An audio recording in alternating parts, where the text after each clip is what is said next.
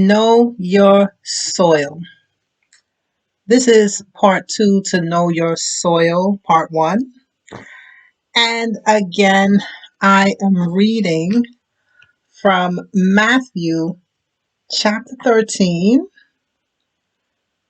verses 3 to 9. Then he told many things in parables, saying, A farmer went out to sow his seed. As he was scattering the seed, some fell along the path, and the birds came and ate it up. Some fell on rocky places where it did not have much soil. It sprang up quickly because the soil was shallow, but when the sun came up, the plants were scorched, and they withered because they had no root. Other seed fell among thorns, which grew up and choked the plants. Still other seed fell on good soil, where it produced a crop, 160 or 30 times what was sown. Whoever has ears, let him hear. Jesus told this parable, and he was likening the planting of seed to the hearing of the gospel. And what he was saying was that some people will hear the gospel and it will spring up in them and bear fruit. Others, it will be eaten. Others, it will spring up, but it won't last long. Some will be choked out. I want us to think about the soil, because soil is where we plant ourselves. Soil is where things are planted. And I want you to think about your soil. Today I'm asking you, do you know your soil? And I spoke about needing good soil. That if you wanted to become an attorney, it would be great if you could plant yourself among attorneys. If you wanted to be a writer, it would be wonderful if you could plant yourself among writers, because then you would be in the soil that produces what you want to be. But I also think that we should think about who we, well, also we should continue to think in a different way about who we are planting next to us. We all need friends. We all need companions. We all need the boyfriend, the girlfriend, the husband, the wife, but we want to be mindful of where we plant ourselves and who we are planting ourselves next to. So, even on the internet, because there's so much discussion about the internet and the good parts and the bad parts, we want to be mindful that the internet is like any city, state, or town. There are places where women meet and talk. So they're almost like a women's only space. There are spaces where men meet and talk.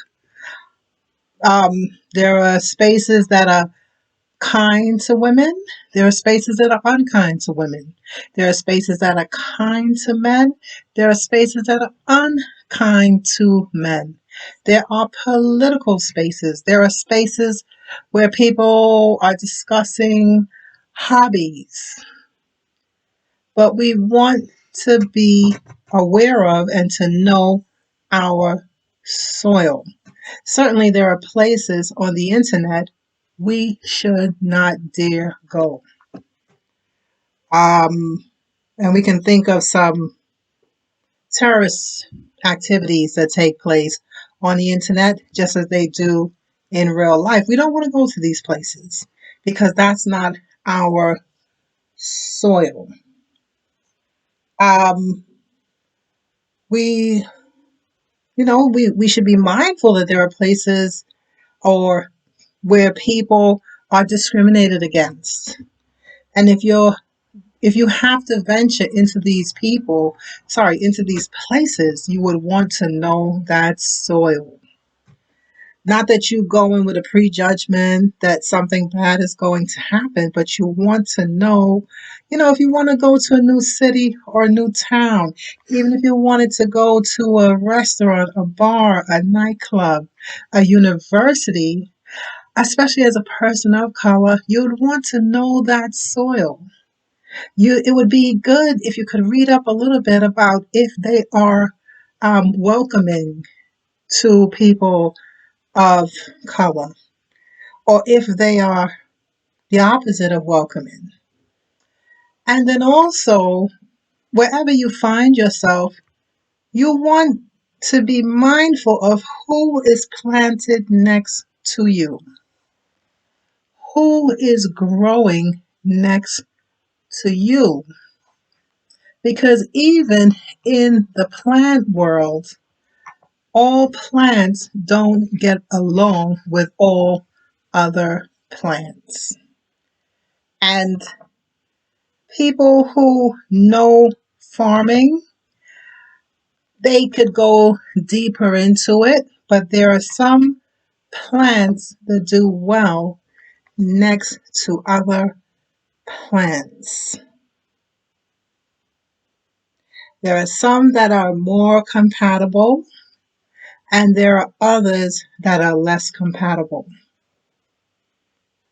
There are some plants like potatoes that clean the soil. I wish I could explain it, but I don't. But this is something I've been told again and again.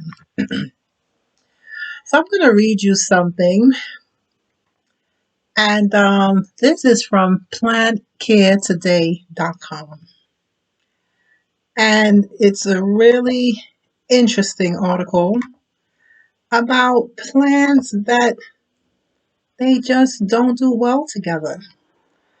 So it says here that the cauliflower, or rather, cauliflower do not enjoy the companionship of strawberry, beans, and tomatoes. I have to laugh. But that is because these plants tend to release chemicals that hinders the growth of the cauliflower. However, this cauliflower, it will enjoy the companionship of aromatic herbs and onion family plants.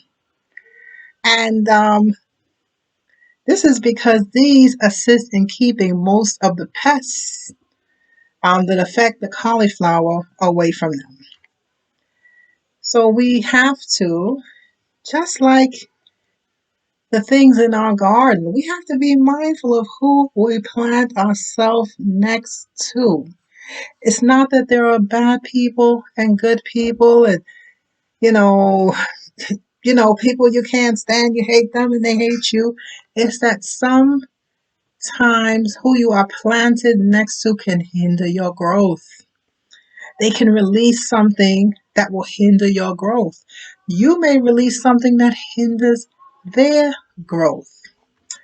Somewhere else on the internet, I read that plants that grow tall, and I don't want to start a big controversy here, shouldn't even be planted next to plants that don't grow so tall, because the tall plants block out the light for the shorter plants. But there is a way you can get around that. They say you have to give the plant that grows shorter a little bit more space so that it can get sunlight. But I am saying you have to know your soil. You have to know what else is in that soil where you are. Because while God made all of us and we all have our own unique and special gifts, talents, skills, and abilities, we are not all compatible.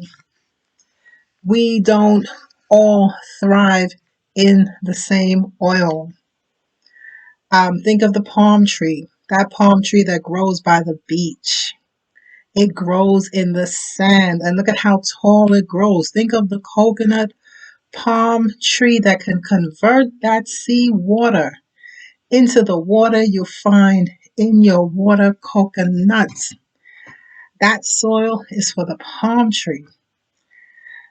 And then in contrast, we have the cedar that grows in clay like soil. And while it doesn't produce the coconut, it produces a wonderful smell. It produces a wonderful aroma. So we have to know our soil. And one of the ways you can know what soil is for you is by setting goals. And the Bible says that you should write your vision down and make it plain so that those who read it may run with it. So, a good exercise to do is to write down your goals. And your goals could be in any area. They could be for your physical health, your mental health. They could be career goals. They could be goals, relationship goals. There could be things you have to do around your house or things you have to do to get ahead in your career. But you write your goals down, and that will also help you to know your soil. It will point you in the direction of where you need to go. So, I hope that this has been helpful. I hope you've received something good from this. And I just want to remind you, write your vision down, make it clear, and then decide which soil you need, where you're going to plant yourself. Know your soil. Have a blessed day and shalom.